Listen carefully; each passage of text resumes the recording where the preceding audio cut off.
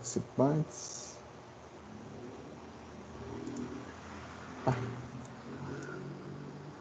Pô, tela cheia, não?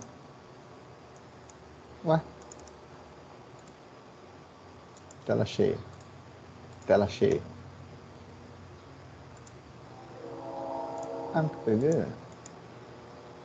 Apresentação. Ó, bugou o negócio. Peraí, pessoal. Bugou aqui o softwarezinho.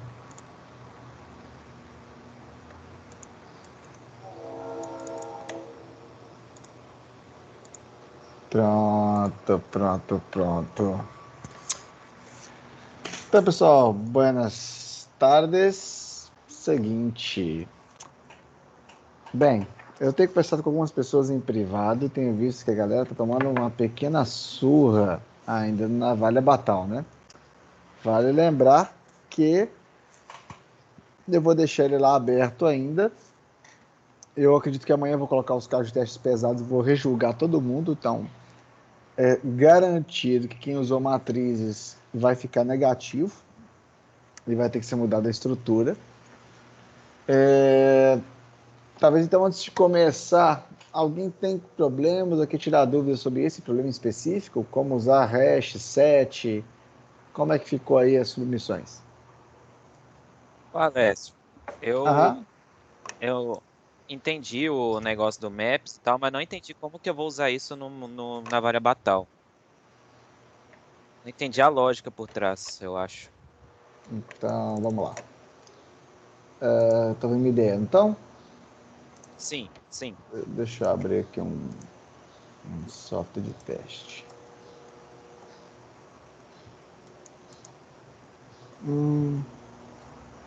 Navalha Batal.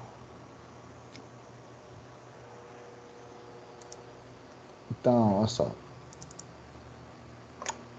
Eu vou fazer um teste com vocês só para vocês. Eventualmente. Deixa eu apagar esses pedaços de. Isso aqui é outra coisa que eu estava fazendo.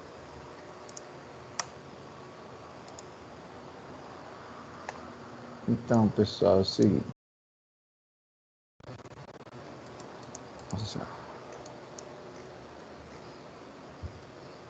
Fazendo para ler, né? Professor, antes de começar o código, você chegou a fazer alguma alteração lá no mundo do código? Da questão da turma? Não, tá começando a ficar arrumadinho, mas eles não conseguiram lançar os exercícios lá. Então, lá, quem entrar já tem algum conteúdo para ler, mas o conteúdo tá bem bagunçado ainda. Eu acho Não, que eu eu vou ia começar a fazer os comentar que exercícios eu não agora. consegui nem entrar direito naquela turma que você tinha passado. Então, depois da hora a gente faz um teste aí, ver o que está acontecendo com o seu usuário. Alguns alunos já entraram lá, eu já vi que está funcionando. Eu só não habilitei a submissão de exercícios ainda. Beleza, então. Valeu, Vamos professor. lá.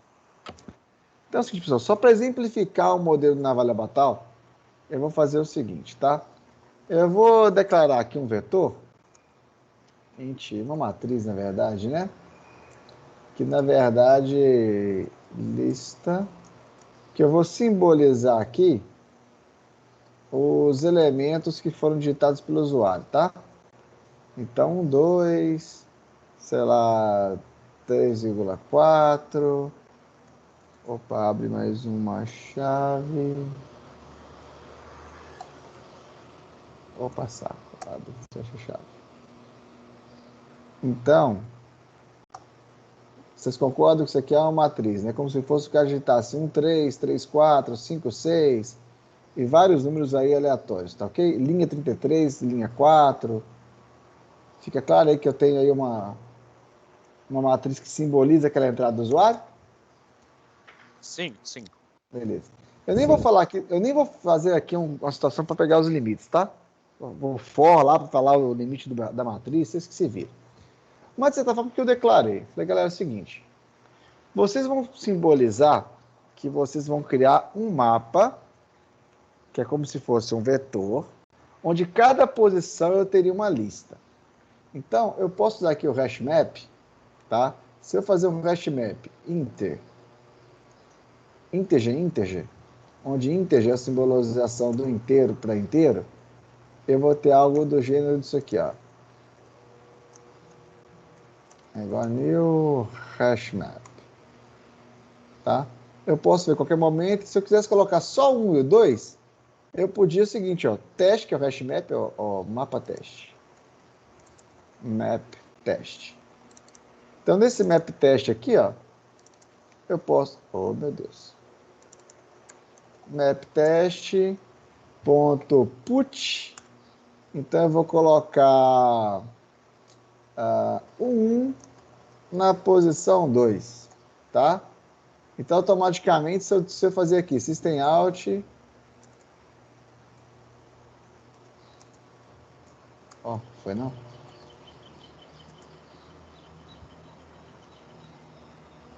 Oh, meu Deus, saco. System.out.println. E aqui eu vou dar map, teste, opa, é put 1, 2, eu ponho daqui um get 1. Todo mundo concorda que ele vai cuspir 2, não é assim? Ele Sim. não olha, né, a numeração da posição, não? Tipo 0, 1, ou Não, ele... o map não é um vetor. Eu joguei o 2 em um lugar que eu chamo de 1, tá? Não faz diferença. Ah, entendi. Ele não é um vetor. Inclusive, cá, eu posso dar aqui um get na posição 5, né? Onde a 5, obviamente, não existe. Nesse caso aqui, ó, se eu falar, ô map, me dá aí o cara da posição 5, ele fala que não tem ninguém. Entendeu? Então não tem array index of bounds. Se eu pedir uma posição que não existe, vai simplesmente retornar nulo. Fechou? Fechou. É porque eu não vi essa aula, não. Ela tá gravada? Tá gravado. E essa também já está gravando. Ok? Então, fica claro que a ideia do hashmap é basicamente um vetor automático, onde eu não tenho que alocar o tamanho, eu vou pondo alguém na posição e ele dá um retorno automaticamente? Tranquilo com relação a isso? Sim. Vamos lá. Só que é o seguinte, o problema no caso de vocês é que a lista, no lugar do número 1, eu tenho que cada posição não é um inteiro que está lá dentro. Eu queria que em cada posição do mapa tivesse uma lista com os vetores preenchidos, correto? Então, se eu tiver uma coluna, a coluna número 1, e eu tenho lá 1000 posições, eu ponho um cara sozinho, eu vou ter 1000 posições nulas e um preenchido. Em vez de fazer isso, eu vou fazer o seguinte, olha, pega essa lista e vai guardar todo mundo que está cheio. Então, em vez de guardar na posição 1, um inteiro, eu vou guardar na posição 1 um set de inteiro. Então, eu vou guardar na posição 1 um vetor, uma lista de inteiros, beleza? Visto isso, eu não posso mais agora guardar o 2. Eu não posso ir na posição de guardar o 2. Eu tenho que guardar o quê? Por exemplo, aqui um hash set, tá? Então, olha só. Vamos lá. Primeira coisa, se eu quiser guardar, adicionar o 2, eu vou pôr aqui o 3 ou 4, tá? Vamos pôr o 5. Então, eu vou fazer o seguinte nesse caso. For each. Não está reclamando aqui. Tá engraçado esse Java. Não quer preencher.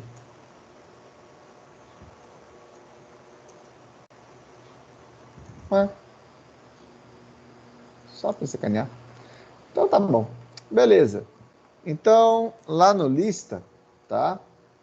Eu quero fazer o quê? Eu quero fazer um for nessa lista. Eu não vou digitar aqui o for, só para vocês brincarem com isso, tá ok? O que eu quero fazer?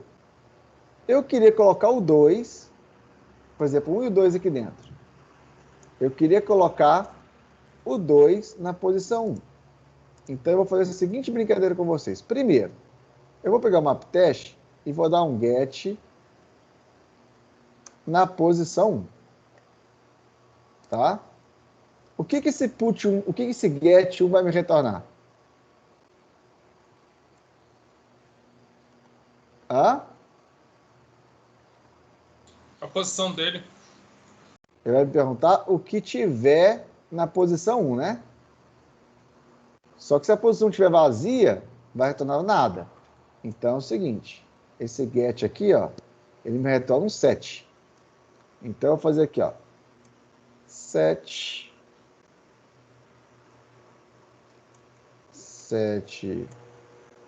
integer. Não tá difícil digitar isso aqui hoje. Sublista é igual a isso aqui. Então você concorda que se eu pegar o número 1, ele vai me retornar a sublista que tem na posição 1, só que nesse caso está vazio, porque eu nunca acertei ninguém. Então sublista 0. Então se sublista ele for nulo, significa que eu não tenho ninguém ainda naquela posição. Então eu vou colocar naquela lista quem? Eu vou colocar lá uma nova lista vazia, tá? Porque não tem ninguém lá dentro, e vou adicionar o 2. Ok? Ok. Vou até fazer separadinho para vocês brincarem com isso aqui. Então, se não tem, eu vou chamar aqui até de restset. Um restset de integer. Então, lista é igual a new restset. Eu vou chamar aqui de 7. Então, 7 vai ser uma... Opa, deixa eu pôr aqui de... Não. Lista temp. Então, olha só. O lista, tá? O lista, o lista temp, ele é um set, é um conjunto de inteiros. E eu criei com uma lista vazia. E, para ficar bem separadinho, eu vou chamar aqui a lista temp, eu vou adicionar um cara nessa lista que é o 2. E vou chegar na posição que não tinha ninguém e vou guardar na posição 1, lista temp. Isso fica claro? Fica claro. Agora, se a lista não estiver vazia, eu faço o quê? Se a lista não estiver vazia, eu simplesmente faço o quê? Sublista, ponto adicionar, e eu vou adicionar o 2. Porque já tinha uma lista lá dentro. Fica claro?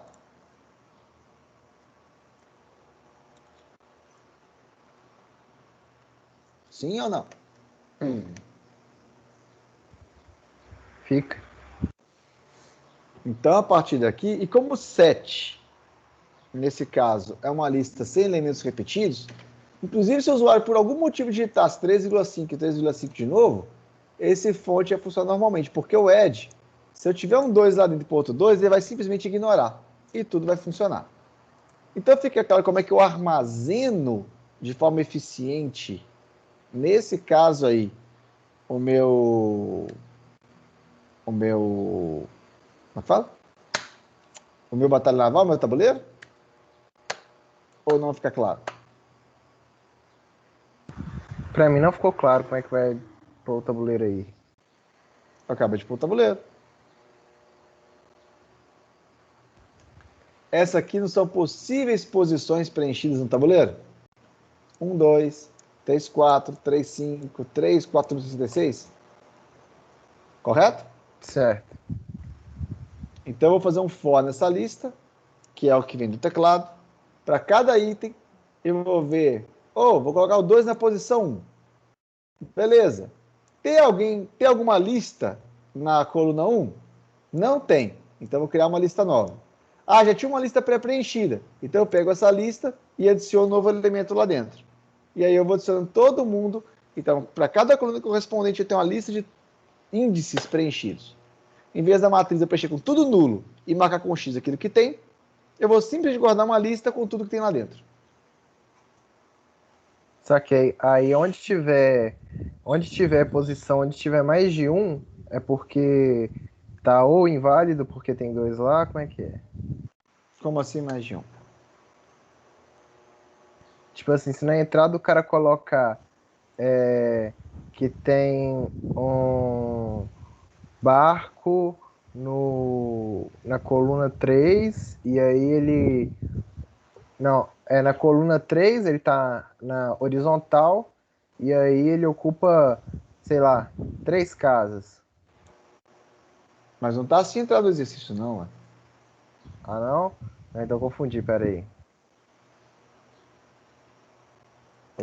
Ou eu que me enganei aqui. Eu acho que não tá assim, não.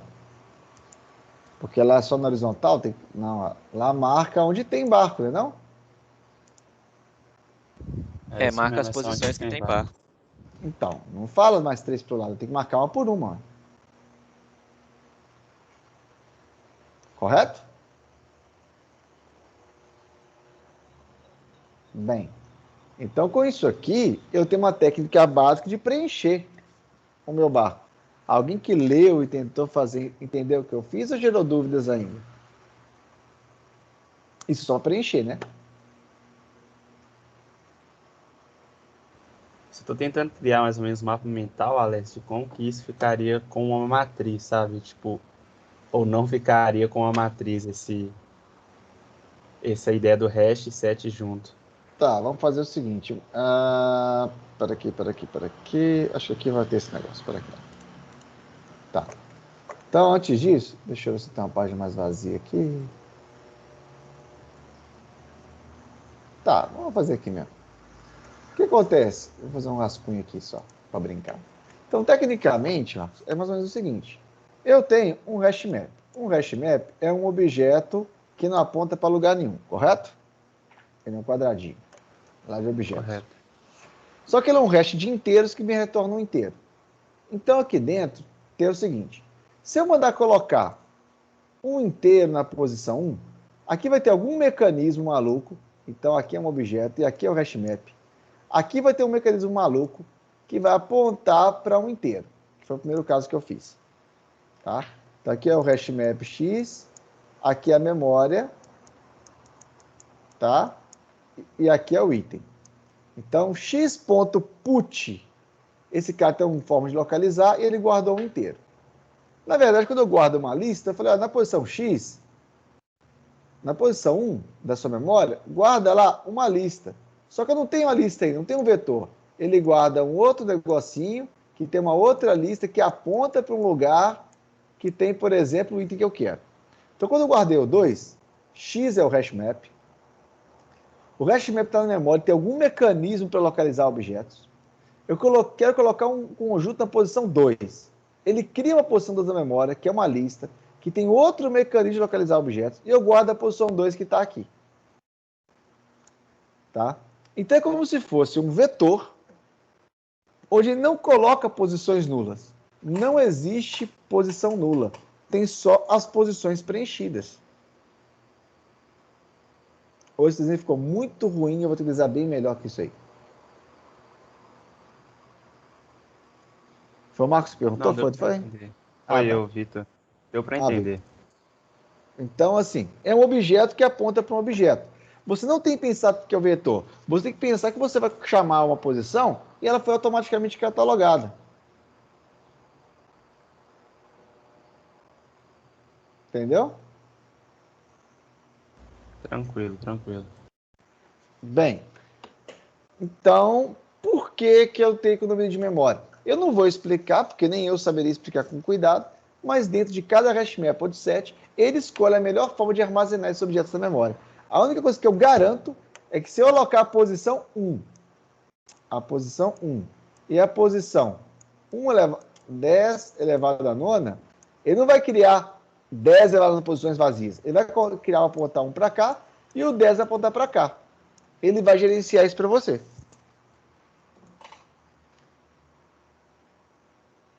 Hã? Tranquilo. Tranquilo, não?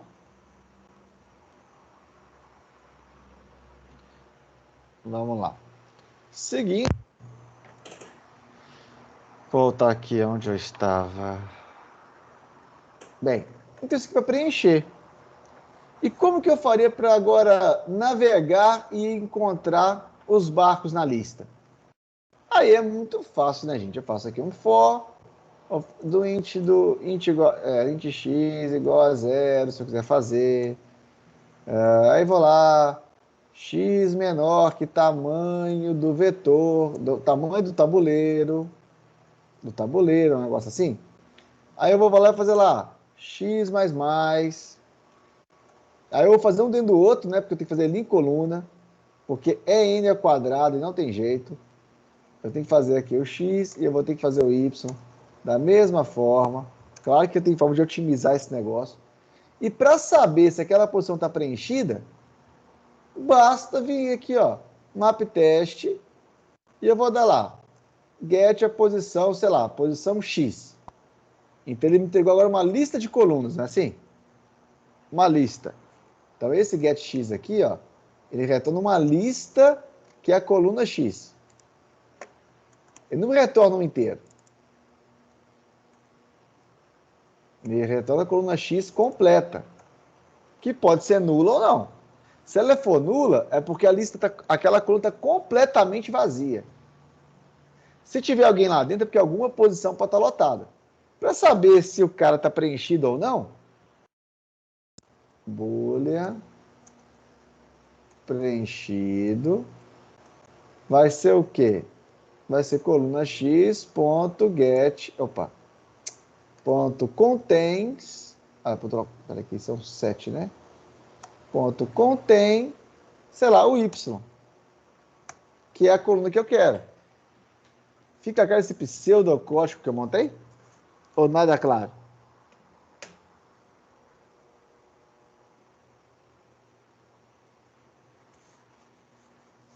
Sim ou não?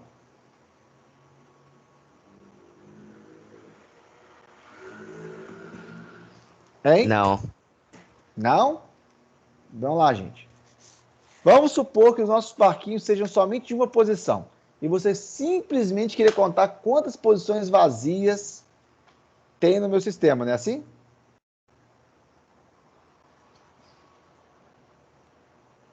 Prosseguindo. Vamos lá. Então, eu vou fazer uma suposição que eu tenho um único barquinho só de não tem aquele 2 de 3 barquinhos. Então, na verdade, saber quantos barquinhos de uma unidade cabe significa varrer toda a matriz procurando posição vazia, não concorda comigo? Sim? Sim. Vamos lá. Então tá fácil.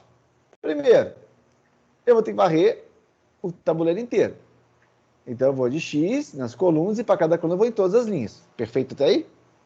Sim, sim. Como é que eu sei se está preenchido ou se não está? Bem, eu vou pegar a coluna, se fosse um vetor, eu pegava colchete I e colchete J.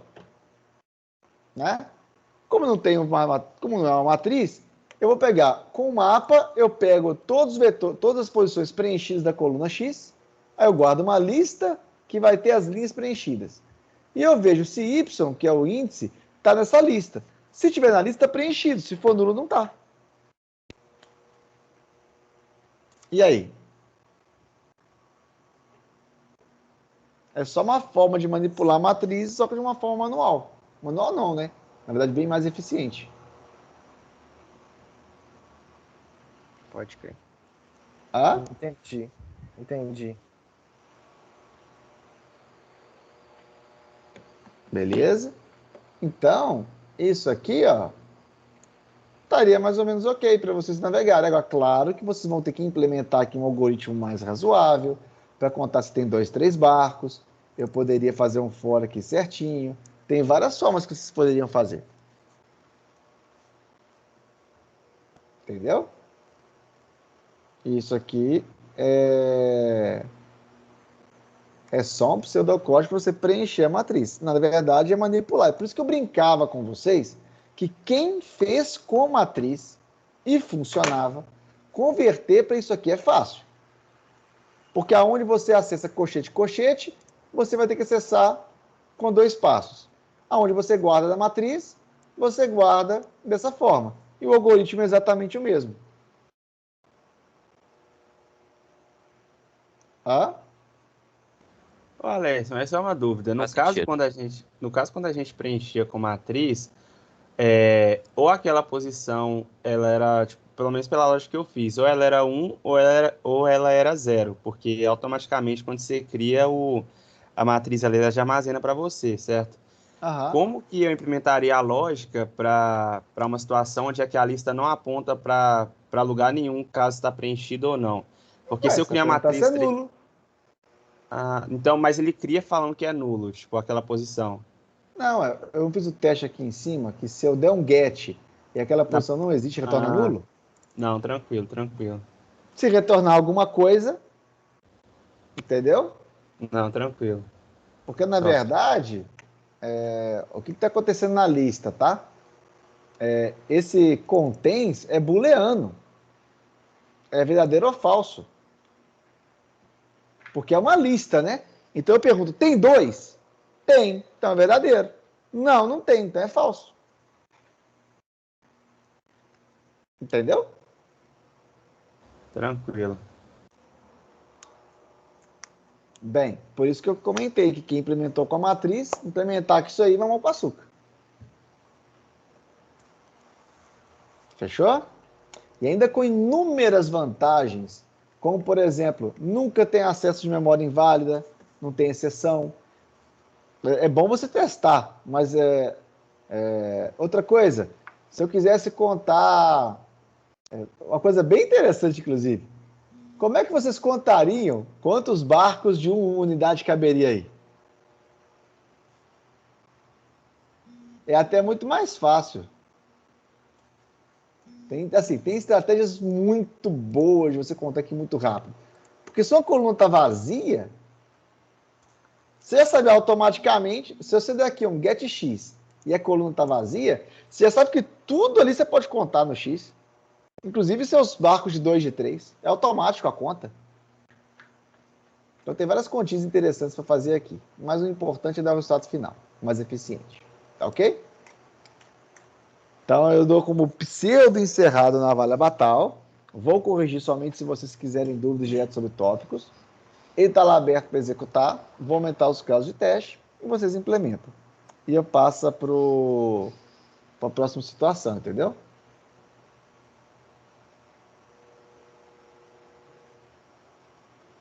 Tranquilo?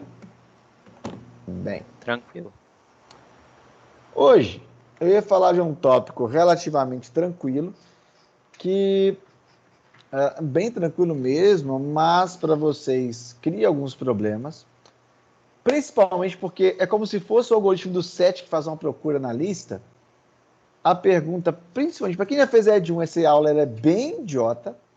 Para quem não fez, é uma aula que tem que ter seu posicionamento, que é sistema de busca simples, tá? A primeira questão que você já aprendeu lá em PC1, para quem fez PC1, que é como procurar um elemento no vetor, né? O que você faz para procurar um elemento no vetor? Você faz uma busca simples, não é assim? Que é, na verdade, fazer um for até achar o cara e volta, não é assim? Então, Isso. dada uma coleção de elementos, pretende saber se um determinado valor está presente ou não está presente na coleção, tá? Determinar a posição dos elementos em um conjunto de elementos. Então, eu quero além de... Opa, deixa eu voltar aqui. Além de localizar, eu quero saber qual posição que ele está, tá? Então, dado um vetor simples, que você já viu lá em PC1, se você quiser saber o 82 onde ele está, o que você vai fazer aqui? Faz um for de i até length. Se 82 for, você retorna true. Isso, exatamente. Tá? Claro que ele não está aqui nesse caso. E a segunda é qual a posição do 21, vocês fariam o mesmo modelo. Isso que a gente chama de busca sequencial. Tá? Então, você não usa nenhum tipo de estratégia abordada, você pega esse vetor, sai varrendo todo mundo, como se fosse um cego, olhando um por um. Tá aqui, não tá, tá aqui, não tá, tá aqui, não tá. Entendeu? Belezinha? Beleza. Então, continuando. Nesse caso, eu tenho dois tipos de pesquisa simples. Uma que eu chamo de pesquisa sequencial, linear, que foi essa que eu citei, e a outra que é busca binária, que vocês veem lá, a ED1 e a ED2. Tá? Só que aqui eu vou usar uma busca binária simples, só para mostrar o que é uma busca binária e mostrar uma introdução no conceito de complexidade que você tem que ter noção, não vai caber na disciplina, mas alguma discussão a gente vai trabalhando. Bem, então pesquisa sequencial vocês já viram. Eu tenho que pegar os elementos, pesquisar todo mundo do vetor, e aí vem uma seguinte pergunta.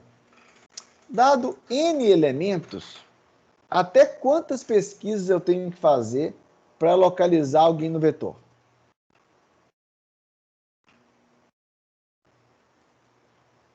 Bem, resposta trivial. Vai lá, Faioli. Metade do tamanho do vetor? Não. Se eu tiver um vetor sequencial e para localizar alguém eu não tiver nenhum tipo de algoritmo básico, quanto que é o tempo para varrer o vetor? Até N. Todos os elementos. Ao mesmo tempo. Ah, tá. Busca sequencial. Achei que você já estava falando de binário. Não, vamos lá. É a busca sequencial. Então, a busca sequencial, eu tenho que varrer todo mundo.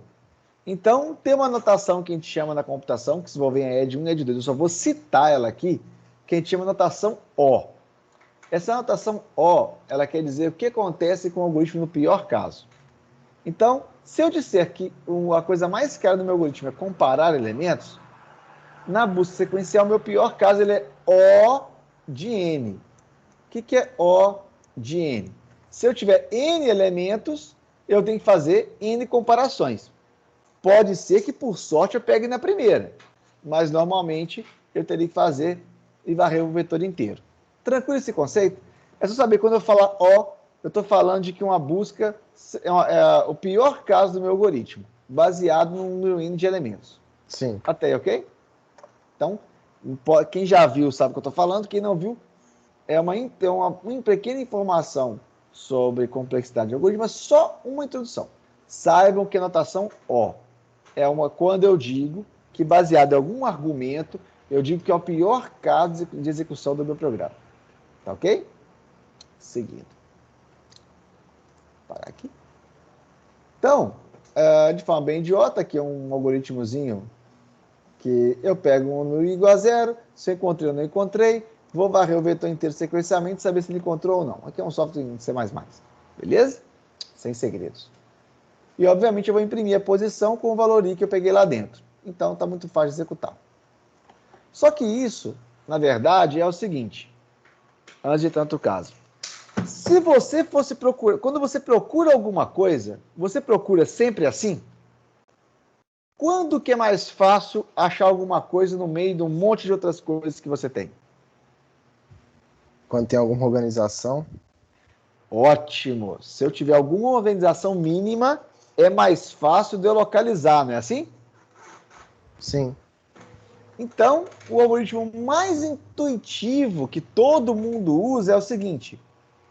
Se eu disser para você, tá, que eu quero procurar o número 42 num vetor de tamanho 1, 2, 3, 4...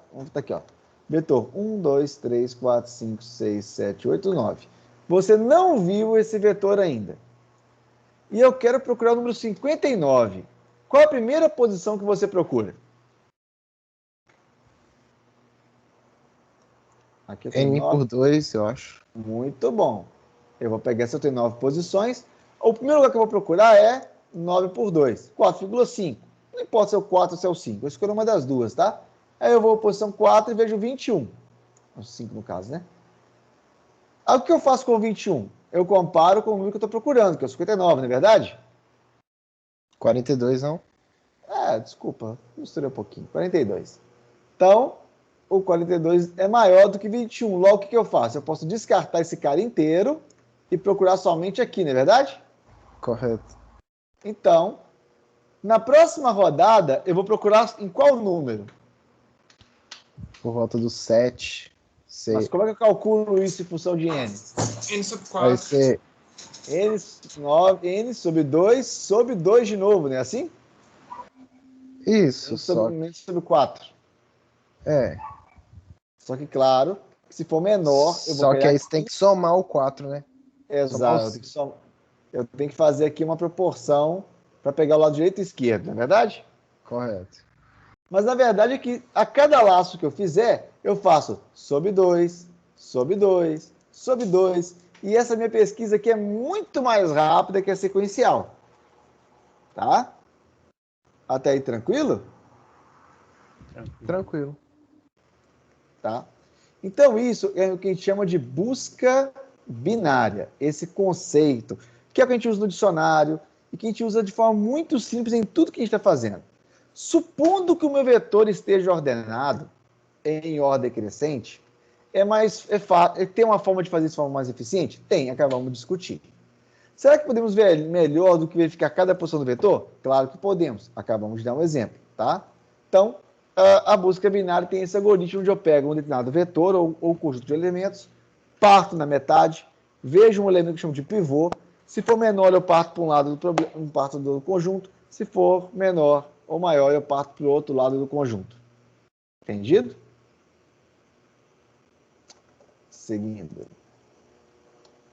Então o algoritmo é bastante simples. Se x for menor que o elemento do meio, ele está na parte inferior. Se x está na parte maior, ele está na parte superior da continha.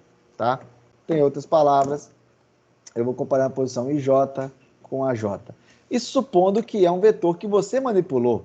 Porque se eu usar, por exemplo, um contains num set, é esse tipo de algoritmo que está implantado, esse tipo de algoritmo que está implementado lá dentro. Mas você não vê e você simplesmente chama o contains. E ele toma conta disso para você. Mas a gente vai ter que implementar isso aqui na mão pelo menos uma vez. Tá? Então, se a gente fizer isso e sempre dividir no elemento do meio, elemento do meio, elemento do meio, até tiver sucessivas divisões, a gente vai encontrar, então, o número que está na lista. E se eu for dividindo, acabar o limite de divisões e eu não encontrar, significa que o elemento não está na lista.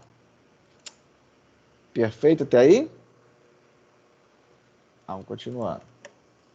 Nesse caso, então, basicamente eu vou fazer uma inicialização do meu vetor.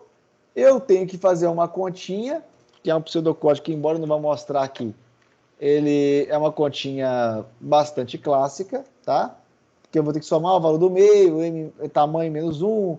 Eu faço uma subtração para pegar aquilo que o Fábio falou, que é somar 4 e subtrair 4. Então é uma forma mais simples de fazer. E eu navego em cada um deles para saber se ele foi encontrado ou não. E aí vem uma parte interessante, que é só um indicativo, que é quanto tempo a busca binária demora para encontrar um cara no pior caso. Tá?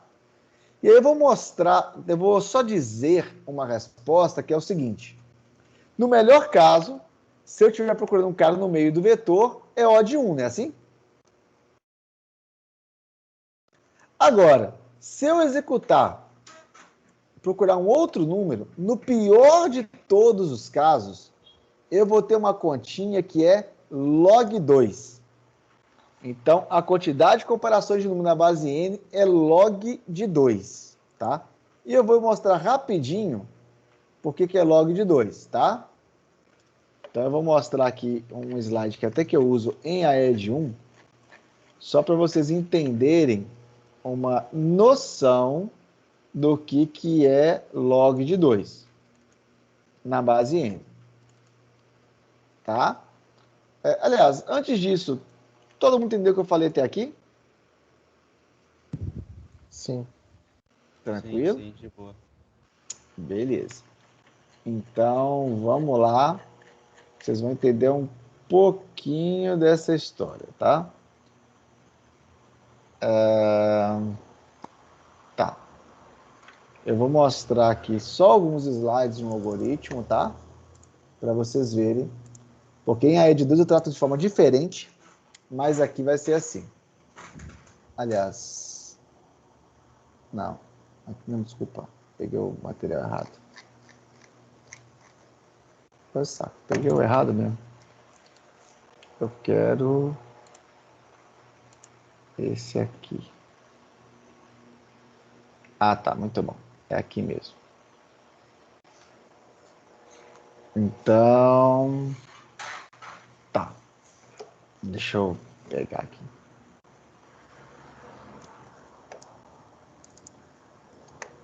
Sem falar de árvore, que é uma estrutura de dados da computação, mas pensando do ponto de vista de ordenação, olha só. Quando eu pego um elemento e eu divido ele exatamente no meio, o número de chaves, vocês concordam que eu procuro na base 3, eu descarto um conjunto de elementos daqui, eu procuro do lado direito, e aí eu vou dividindo, né? E isso é o que a gente chama de árvore de decisão. Porque a cada nó que você procura, você tem uma decisão a ser tomada. Fica claro isso aí? A complexidade, que é o pior caso até eu encontrar o que eu quero, ele vai ser a altura da árvore. Isso você entende? Ou seja, se eu disser que aquele vetor tem essa estrutura aqui, ó, 1 para 1 para 2, 1 para 6 para 4, eu vou dar um outro exemplo da sequência.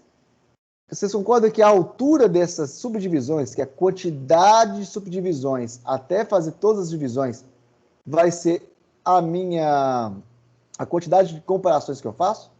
Aqui eu tenho uma lista, tá? Então eu tenho o vetor, eu dividi em 2. Vou procurar entre 1 e o 2, ou eu vou procurar entre os 4. Oh, meu Deus do céu. Oh, caramba. Opa. Eu abri numa, como é que fala? Numa tela, e o slide que foi para a tela cheia foi o outro. Ai, gente, mais uma vez. Esse aqui, ó. Então, eu tenho um conjunto ordenado, beleza? Quando eu escolho a posição 1, que é o do meio, o que eu estou fazendo? Eu estou separando isso aqui em 2 e eu subdivido esse vetor em 2 opções, né? E aí eu pego o próximo pivô, que é esse verdinho aqui, e quando eu vou dividindo, vocês concordam que do lado menor do 2 eu vou ter esse subconjunto, e depois de cada lado eu tenho uma subdivisão? Sim. Tá? E aí o que acontece? Dado essa divisão, a quantidade de vezes que eu posso subdividir, tá? Que eu posso criar sobre árvores, é o que chama de algoritmo, de logaritmo de 2, tá? Na base n.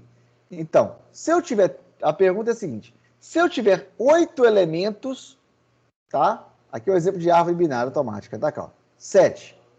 Nesse caso, se eu tiver 8 elementos numa árvore, qual é o número máximo de comparações que eu vou fazer? Oh, meu Deus. Se eu tiver 8 elementos num vetor e for uma busca binária, qual é o número máximo de vezes que eu posso dividir? Log de 8 na base 2. Quanto que é log de 8 na base 3, não é assim? Ok? Porque 2 ao cubo dá 8. Tá aí tranquilo? Beleza? Essa continha? Beleza. De comparações. Porque se eu tenho um vetor 1, 2, 3, 4 1, 2, 3, 4 1, 2, 3, 4, 5, 6, 7, 8. Beleza, 8 posições, né? Na primeira divisão, eu vou dividir ele em 2, não é verdade? Que eu vou pegar o 8. Então, eu fiz a primeira comparação. E eu olhei isso aqui. Na segunda comparação, eu vou dividir o vetor em 2 de novo, não é assim? Eu vou pegar esse cara aqui. Eu vou pegar a segunda comparação, concorda? E aí eu vou ter esse pedaço aqui. Na terceira comparação, que é essa aqui, ó, eu posso dividir de novo? Eu posso dividir de novo? Não, né? Não, ele é o último. Que ele é o último. Vai acabar. Então, dado um vetor de tamanho muito grande, se eu fizer uma busca, se o vetor já estiver ordenado, e eu não estou aqui contando o tempo que eu vou demorar para ordenar o vetor, encontrar alguma coisa no vetor ordenado é muito mais rápido do que no vetor sequencial. Concordam? Sim? Sim. E quanto mais rápido é isso? Quanto mais rápido é isso? Alguém saberia pensar no grau de quantidade de rapidez que isso fica? Hã?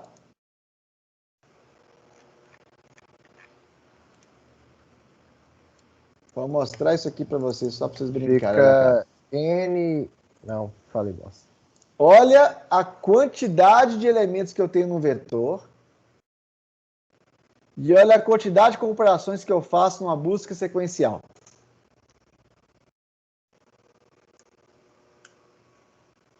É relevante? Sim. Eu acho que nem dá para ler esses números tão grandes, né? Sim. Aí é o seguinte. Olha só. Se você fosse fazer um programa, você pensaria em fazer uma inserção, em fazer uma busca sequencial ou, nesse caso aqui, com o vetor ordenado? É realmente sem condições a comparativa. Olha, aqui eu estou falando de um número que eu nem sei falar e são 60 comparações. E olha a quantidade de casas decimais. Então, a quantidade é exponencial a eficiência da busca binária em qualquer tipo de estrutura. Então, sempre que vocês tiverem uma oportunidade, tá? Vocês devem pensar numa busca binária. E eu vou falar de uma coisa muito específica agora. Suponha que você só saiba usar o Bubble Sort. Porque eu não vou falar de outros algoritmos de ordenação, porque vocês aqui vieram de PC1, a grande maioria, ou PC2, e poucos cursaram a Edge, tá? Onde eu tenho novas coisas. Bem, nesse caso em específico, o que vai rolar? É fácil manter um vetor ordenado? Se eu ler uma única vez um vetor, mesmo que ele tenha bilhão de número, tá? Ordenar ele com Bubble Sort, como se o caso da Batalha Naval, demora muito, porque eu tenho que pegar o vetor e ficar ordenando várias vezes, isso pode demorar. Mas mesmo que demore muito, se eu ordenar ele uma vez e fazer bilhões de consultas, já compensou, não compensou? Isso fica claro ou não fica claro?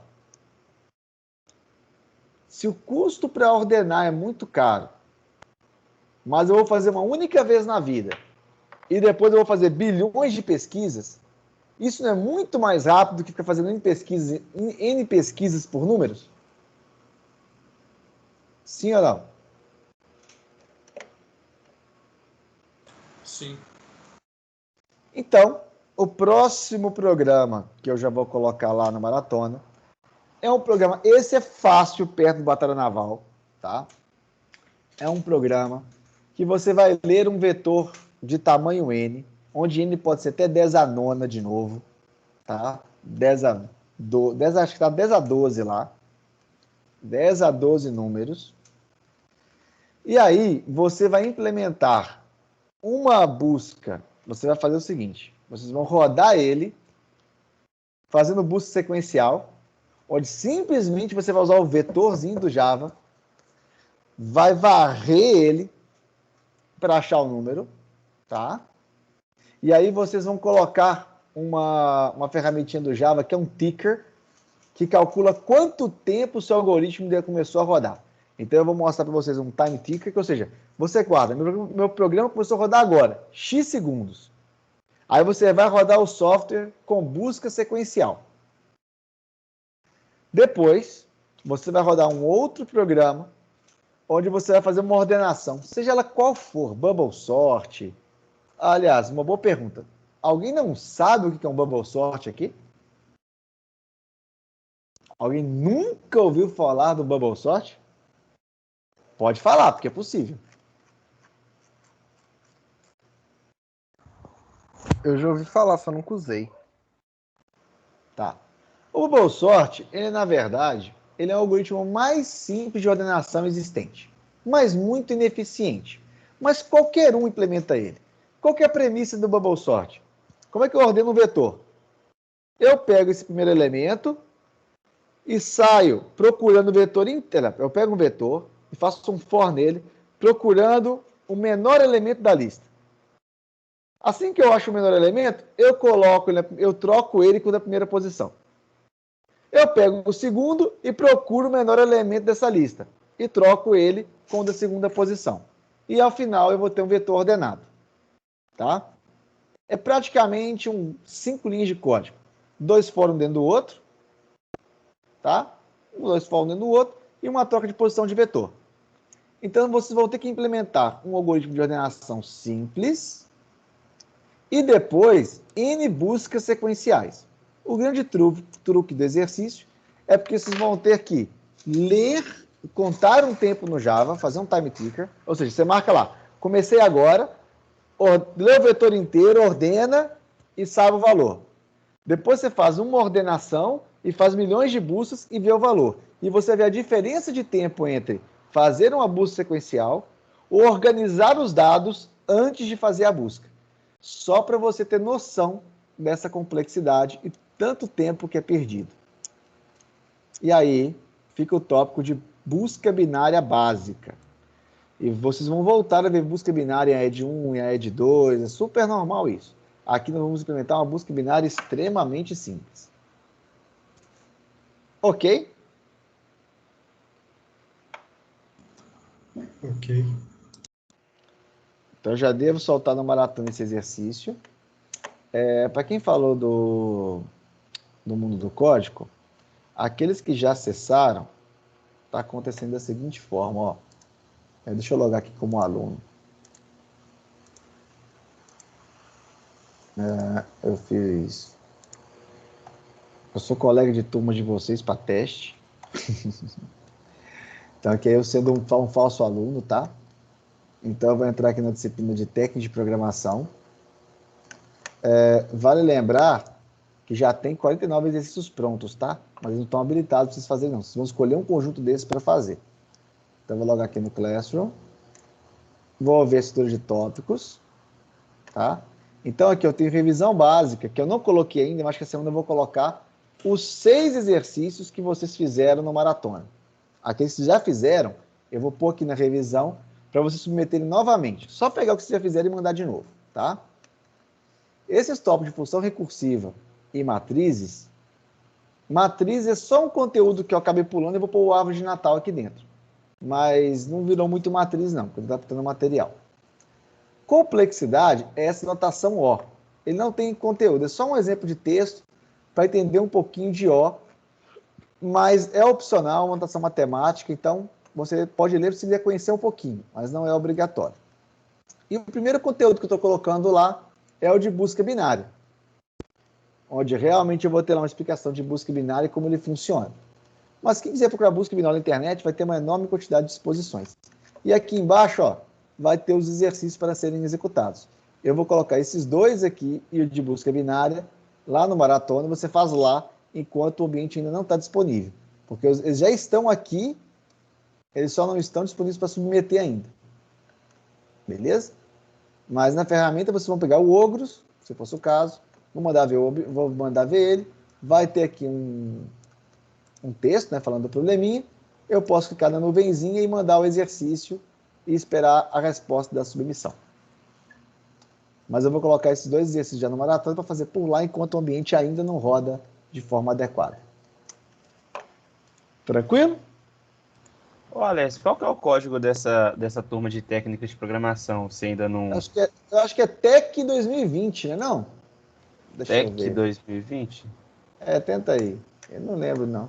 Eu vou até Eu lá acho no que é banco. treino, programação. Não, deu aqui, é isso mesmo, é TEC TEC-traço Isso, 2020, é isso mesmo. TEC-2020. Então, quem logar Isso. no maratona, cadastra a turma TEC-2020. Consegui entrar. Ainda não está funcionando bem, mas está melhorando. Beleza?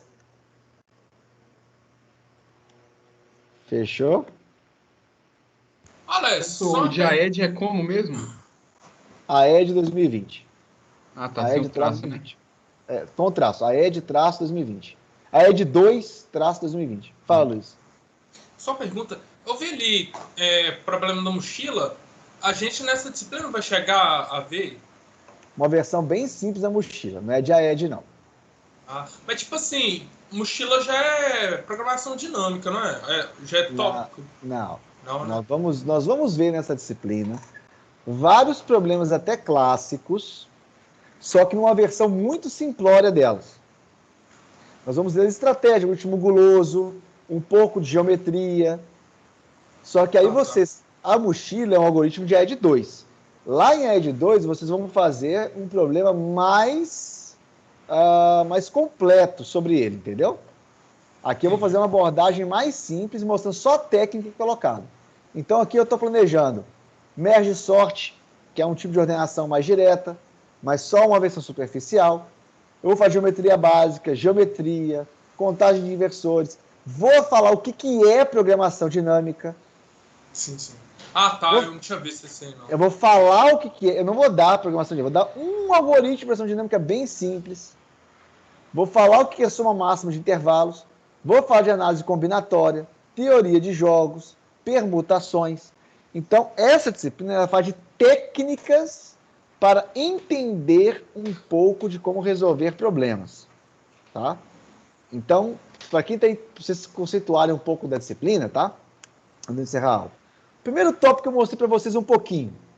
Espaço é um problema. Então, na Navalha Batal, ele só serve para mostrar para vocês que eu tenho que tomar conta do espaço. Que ele não é infinito. E que eu não posso ficar alocando coisa na loucura. Para isso que serve a Navalha Batal. Por isso que eu coloquei para vocês.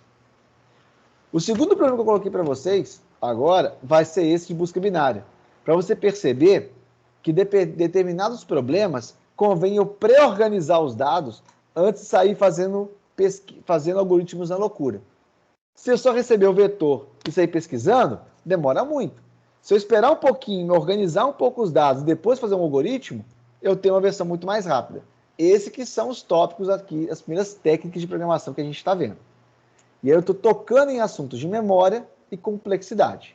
E aí eu vou começar a usar técnicas interessantes. O primos vai ser bem legal de fazer cálculo, que eu vou fazer alguns primos usando números primos, e aí eu vou mostrar sempre essa questão de como eu posso pré-processar ou entender um problema antes de sair resolvendo. Por isso que muitas vezes eu até vou falar coisas de ED 1 e de ED 2, mas sem prejudicar quem é do início da disciplina, porque eu não vou falar da teoria. A gente pode fazer assim, pode fazer assado, lá na frente vocês vão ver algo parecido com isso, mas vocês vão ter noções das disciplinas. Ok? Tranquilo, ok. Estamos todos resolvidos, então eu já vou colocar mais 2 exercícios lá no Maratona para vocês brincarem. De busca binária. São exercícios simples, tá? É só para treinar e aí vocês vão arriscando. Ficamos por aqui? Ô, Alex, só uma questão sobre a treinas técnicas lá, que tá na maratona. Tem algum daqueles exercícios lá que são mais simples, alguns são mais complexos?